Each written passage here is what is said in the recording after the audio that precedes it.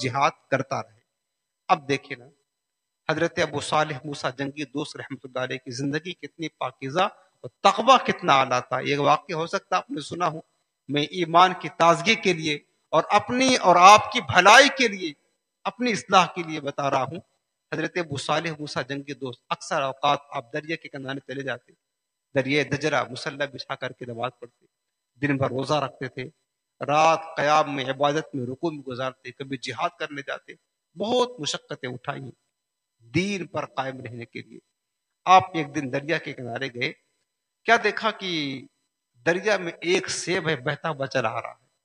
اس وقت آپ کے پاس کئی دنوں کا فاقہ تھا، ان کئی دن ہو چکے تھے، کچھ کھایا پیا نہ تھا۔ اللہ والے زیادہ تر بھوک اور پیاس برداشت کیا کرتے تھے، کئی دن گزر چکے تھے، کئی دنوں کا فاقہ تھا، سیب دریا میں بہتا ہوا آ رہا تھا۔ سوچا کہ یہ ایک رزق ہے، کچھ کھا لے تاکہ تسلی ہو اور عبادت کریں گے۔ دریا سے سیب نکالا اور اس کو کھا لیا۔ یہ امتحان تھا گویا کہ آپ کے لیے۔ اللہ رب العالمین اپنے بندے کو ترقی دینا چاہتا ہے تو کسی آزمائش میں ڈال دیتا ہے۔ جب سیب کھا لیا، اب کھانے کے بعد احساس ہوا۔ اچھا، احساس کب ہوا؟ جب کھا لیا اور کھانے کے بعد جب نماز پڑھنے کھڑے ہوئے، اب نماز میں جو لذت، جو کیفیت پہلے ملتی تھی ابھی نہیں مل رہی ہے۔ قرآن پڑھ رہے ہیں وہ سرور نہیں مل رہا، وہ لذت نہیں مل رہی ہے۔ نماز پڑھ رہے ہیں وہ لذت نہیں، سجدہ کر رہے ہیں سجدے کی چاشنی نہیں مل رہی ہے۔ عبادت میں جو لطف آتا تھا وہ لطف نہیں آ رہا ہے۔ آپ سوچنے پر مجبور ہوئے کہ آخر کون سی خطا ہوئی۔ آج انسان کہتا نا کہ نماز میں دل نہیں لگتا، اسے چاہیے کہ اپنے رزق کی طرف توجہ دے۔ ہمارا رزق پاک ہے کہ نہیں ہے؟ جب تک رزق پاک نہ ہوگا نماز میں کبھی بھی دل نہیں لگے گا۔ یاد رکھنا، نماز کی لذت اور چاشنی نہیں ملے گی۔ آپ نے توجہ کیا کہ آخر ماجرا کیا ہے کہ نماز میں، عبادت میں جو لذت اور روحانیت اور سکون ملا کرتا تھا وہ نہیں ملتا۔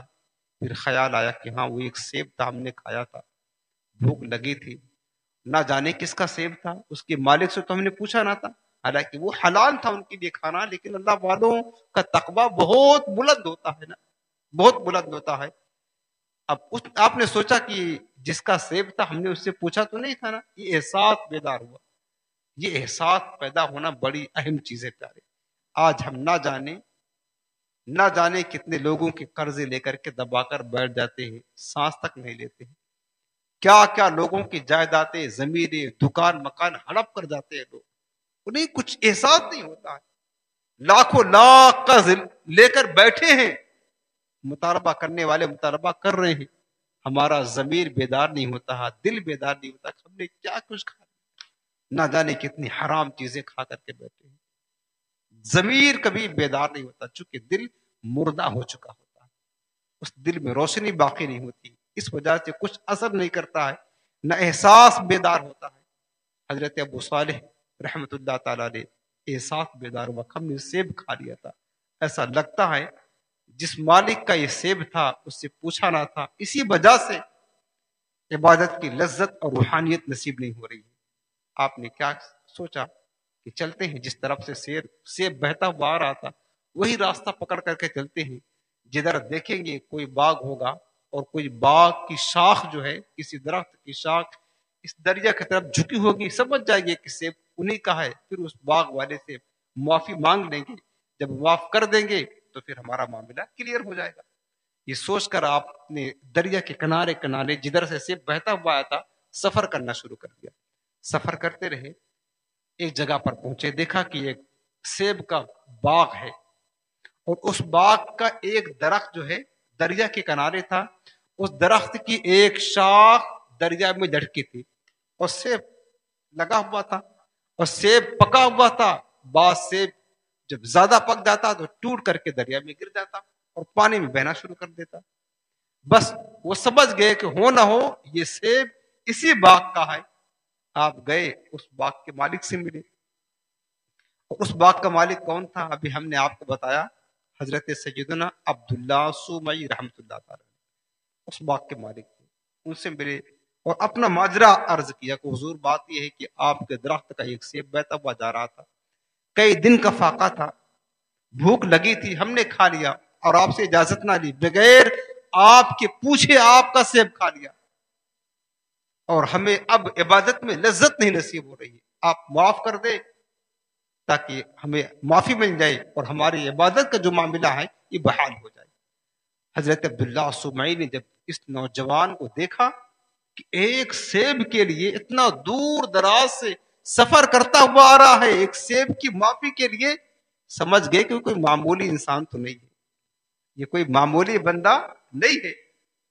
ایک سیب کی معافی مانگنے کے لیے کہاں سے چل کر کے یہ شخص آ رہا، اور ایک سیب کی معافی کے لیے اس نے ہم سے آ کر کے عرض کیا ہے۔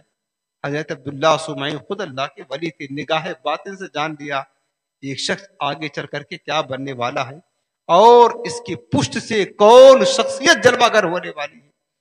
عبداللہ سمعی نے کہا بیٹے سیب تو معاف کر دوں گا لیکن ہمارے کچھ شرطیں ہیں، آپ قبول کر لو تو معاف کر دیں گے۔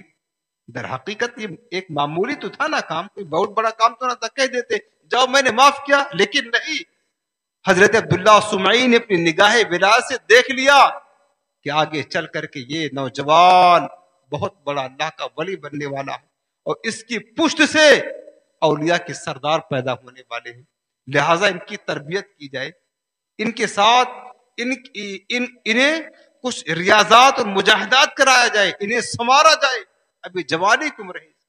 عبداللہ سمعی تو بزرگ تھے، نگاہ نے دیکھ لیا، کہا کہ بیٹے کچھ شرطیں ہماری ہیں، قبول کر لو تو سیب کی معافی ہے۔ پوچھا کہ حضور کیا شرطیں ہیں؟ فرمایا کہ پہلی شرط تو یہ ہے کہ 12 سال اس میرے باغ کی تمہیں خدمت کرنی پڑے گی، اس کی نگہبانی کرنی پڑے گی۔ ایک سیب کھایا تھا، ایک سیب کھایا تھا، 12 سال خدمت کرنی پڑے گی، کوئی معمولی بات تو نہیں ہے نا، یہ معمولی شرط نہیں ہے۔ دوسرے لوگ ہوتے کہتے بھائی معاف کرنا تو معاف کرو، کوئی بات نہیں، ایک سیب کے لیے 12 سال واپس کر دیتا ہوں سیب، لیکن نہیں، وہ تھے اللہ کے سچے بندے، وفادار بندے۔ انہوں نے کہا حضور اگر میں 12 سال خدمت کر لوں تو کیا آپ ہمارے سیب کا معاملہ معاف کر دیں گے؟ کہا ہاں معاف کر دیں گے، اس کے علاوہ بھی کچھ شرطیں ہیں، پہلے آپ پہلی شرط پوری کرو۔ کہا ٹھیک ہے، معافی تو ہو جائے گی۔ ایک سیب کی معافی کے لیے لگ گئے خدمت میں، دنوں رات آپ کے باغ کی نگہبانی کرتے، پانی دیتے، سیراب کرتے، خدمت جو بھی باغ کے کام کاج تھے وہ سب کیا کرتے تھے۔ ایک دن حضرت عبداللہ سمعی کافی عرصہ گزر گیا خدمت کرتے کرتے اور بالکل مدت پوری ہونے کے قریب آئی تو حضرت عبداللہ سمعی کے گھر کوئی مہمان آئے تو انہوں نے فرمایا کہ بیٹے ذرا باغ سے کچھ سیب توڑ کر کے لاؤ، مہمانوں کو کھلانا ہے۔ تو گئے اور کچھ سیب توڑ کر کے لا کر کے سامنے رکھ دیا۔ حضرت عبداللہ سمعی نے جب سیب کو کاٹا اور کھایا تو دیکھا وہ سیب کھٹا تھا۔ آپ نے پوچھا کہ بیٹے تمہیں اتنا عرصہ ہو گیا اس باغ کی خدمت کرتے کرتے، ابھی تک تمہیں یہ پتہ نہیں چلا کہ کس باغ کا سیب کھٹا ہوتا ہے، کس درخت کا سیب میٹھا ہوتا ہے؟ مہمان آئے تھے، کم سے کم میٹھا سیب لے کر کے آتے۔ حضرت ابو صالح جنگی دوست کہتے ہیں کہ حضور ایک سیب کھایا تھا، ایک سیب بغیر اجازت کے کھا لیا تھا، اس کی سزا یہ مل رہی ہے، اب میں ڈرتا ہوں کہ کہیں دوسرا سیب بغیر اجازت کی کھا لوں تو نہ جانے اس کا حال کیا ہوگا، اس کی سزا کتنی لمبی ہوگی۔ میں نے آپ کے باغ کی نگہبانی ضرور کی ہے، خدمت ضرور کی ہے، لیکن کسی بھی درخت کا ایک سیب کبھی زبان سے چکھا تک نہیں ہے۔ حضور مجھے پتہ نہیں ہے کہ کس درخت کا سیب میٹھا ہوتا ہے، کس درخت کا سیب کھٹا ہوتا ہے۔ یہ اعلیٰ تقویٰ پیارے ہمیں سبق لینا چاہیے اللہ والوں کی زندگی سے۔ اس کے بعد جب 12 سال کی مدت پوری ہو گئی تو کہا حضور مدت تو پوری ہو گئی، اب سیب کی معافی ہے؟ کہا بیٹا معافی ہے لیکن ایک شرط اور ہے، اس کو قبول کر لو بس تمہاری معافی ہے۔ کہا وہ کون سی شرط ہے؟ حضرت عبداللہ سمعی نے فرمایا کہ بیٹا ایک شرط ہے، میری ایک بیٹی ہے اور اس بیٹی کا وصف یہ ہے کہ وہ بیٹی دونوں آنکھوں سے اندھی ہے، دونوں پیر سے بھی معذور ہے، پیر نہیں اس کے، دونوں ہاتھوں سے بھی معذور ہے، کانوں سے بھی معذور ہے، اس کے ساتھ تمہارا نکاح کرنا ہے۔ بتائیں کتنی کٹھن شرط ہے، کوئی جوان ہو خوبصورت ہو اس کے سامنے اس طرح کی شرطیں پیش کی جائے، جوانی کی امنگیں ہوں اور ایسی لڑکی کے ساتھ رشتہ کرنے کو کہا جائے، انسان انکار کر دے گا۔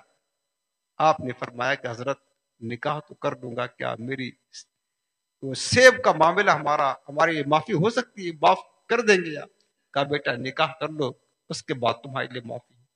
بتائیں ذرا، کہا کہ بس ہم آخرت کے معاملے میں ہم پھنسنا نہیں چاہتے، اور آخرت میں ہم سرخرو ہو کر جانا چاہتے ہیں، کہیں ایسا نہ ہو کہ سیب کے معاملے میں اللہ رب العالمین آخرت میں ہم سے پوچھ لے تو ہم جواب کیا دیں گے؟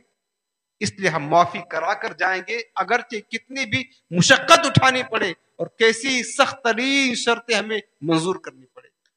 فرمایا کہ ٹھیک ہے شادی کر دو۔ حضرت عبداللہ سمعی نے اپنے بیٹے سے نکاح کر دیا۔ جب نکاح ہو گیا تو جب رات کے وقت حضرت ابو صالح اپنی بیوی کے حجرے میں گئے، کیا دیکھا کہ وہاں تو ایک حسین حسن و جمال کی پیکر بڑی خوبصورت عورت بیٹھی، جن کی آنکھیں بھی سلامت ہے، ہاتھ پیر سب سلامت ہے۔ فوراً الٹے قدم باہر نکل آئے۔ یہ غضب ہو گیا کہ ایک غلطی کی تھی، 12 سال سے اس کی سزا بھگت رہا ہوں، کہ دوسری غلطی نہ ہو جائے۔ تقویٰ دیکھیں کتنا اعلیٰ درجے کا تھا۔ سوچا کہ ہم سے تو بتایا گیا تھا کہ وہ لڑکی ایسی ہوگی جو آنکھوں سے، پیروں سے، ہاتھوں سے معذور ہوگی، لیکن یہاں معاملہ تو الٹا ہے، اس کے تو سارے اعضاء سلامت ہیں۔ لگتا ہے غلطی سے نکاح کسی اور کے ساتھ ہوا اور حجرے عروسی میں کوئی اور عورت آ گئی ہے۔ باہر نکل آئے، حضرت عبداللہ سمعی کے پاس گئے، کہا بیٹا کیا ہوا؟ کہا حضور لگتا ہے غلطی سے کوئی اور عورت آ گئی ہے میرے حجرے میں۔ کہا کیا مطلب؟ کہا حضور آپ نے فرمایا تھا کہ جو میری بیٹی ہوگی جس کے ساتھ آپ نے میرا نکاح کیا تھا وہ تو معذور ہے، اور ہم تو یہاں دیکھ رہے ہیں کہ وہ تو نہایت ہی تندرست، صحیح و سالم، بڑی حسین و جمیل عورت ہے۔ حضرت عبداللہ سمعی نے فرمایا کہ بیٹا تم نے راز سمجھا نہیں۔ جو ہم نے یہ کہا تھا کہ میری بیٹی آنکھوں سے معذور ہے، اس کا مطلب یہ مت سمجھنا کہ اس کی آنکھیں نہیں ہیں، بلکہ اس کی آنکھیں تو ہیں، لیکن کبھی بھی اس نے اپنی آنکھوں سے غلط چیز کو دیکھا نہیں، کبھی بھی خلاف شرط اپنی آنکھ کو اٹھایا نہیں۔ اور میں نے کہا تھا دونوں ہاتھوں سے معذور ہے، اس کا مطلب یہ نہیں کہ اس کے دونوں ہاتھ کٹے ہیں، اس کا مطلب یہ ہے کہ اس نے اپنے ہاتھوں سے کبھی بھی خلاف شرع چیز کو چھوا تک نہیں ہے، اپنے پیروں سے کبھی بھی چل کر کے اس طرف نہیں گئی جس میں اللہ کی ناراضگی ہو، جو شریعت کے خلاف قدم اٹھتے ہوں کبھی اس نے قدم اٹھائے نہیں۔ میری بیٹی اس قدر نیک پارسا ہے، بتاؤ جس کی شان یہ ہوگی کبھی بھی اس کے ہاتھ خلاف شرع نہ اٹھے ہوں، نگاہیں کبھی خلاف شرع نہ اٹھی ہوں، قدم کبھی غلط راستے کی طرف چلے نہ ہو، کانوں نے کبھی گندی بری آوازوں کو سنا نہ ہو، اس سے بڑھ کر ولی کون ہو سکتا ہے؟ ولایت کا درجہ اتنا اعلیٰ جتنا ان کے پاس ہوگا کس کے پاس ہو سکتا ہے؟ یہی تو اولیاء کی صفت ہے جو اللہ نے فرمایا کہ الذین آمنوا وکانوا یتقون، اللہ کے ولی وہ ہوتے ہیں جو صاحب ایمان، متقی، پرہیزگار ہوتے ہیں۔ سمجھ رہے ہیں؟ تو جب جن کے ہاتھ پیر کی طہارت اور عفت و پارسائی اور پاک دامنی کا یہ عالم ہے، ان کی ولایت کا درجہ کتنا بلند ہوگا، ان کی ولایت کا درجہ کتنا بلند ہوگا۔ بس یہ غوث پاک کے والد ٹھہرے، یہ غوث پاک کی والدہ ٹھہری۔ جب یہ دونوں ملتے ہیں اللہ رب العالمین نے پھر اس امت کا سب سے بڑا ولی، ولیوں کا تاجدار، ولی کو شہنشاہ سرکار غوث پاک کو پیدا فرمایا۔ یہ میرے غوث پاک کے والدین کا تقویٰ ہے، طہارت ہے، پاکیزگی ہے۔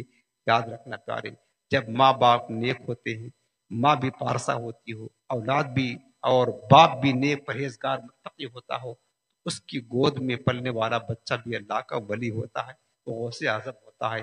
آج ہمارے بچے کیسے ڈانسر پیدا ہوتے ہیں، کیسے فیشن پرست پیدا ہوتے ہیں، وجہ یہ ہے کہ ماں باپ ایسے ہوتے ہیں، ان کا کردار ایسا ہوتا ہے تو بچہ بھی ایسا پیدا ہوتا ہے۔ لہٰذا اگر ہم چاہتے ہیں ہماری نسلیں نیک ہوں، پاکیزگہ ہوں، تو پہلے چاہیے کہ ہم خود نیک بنے، ہماری بیوی خود نیک بنے۔ جب ہم خود نیک ہوں گے، ہماری زوجہ نیک ہوں گی، تو انشاءاللہ ہماری گود میں آنے والا بچہ بھی نیک بنے گا، پرہیزگار بنے گا۔ اللہ پاک ہمیں